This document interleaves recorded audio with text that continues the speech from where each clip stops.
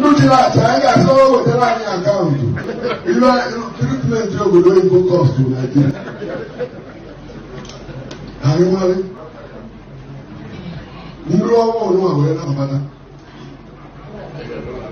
No, no treatment.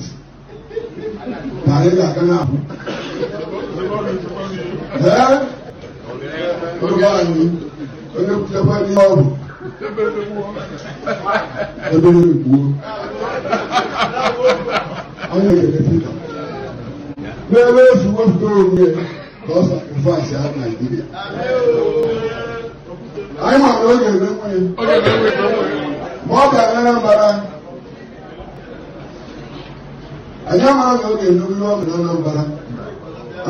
I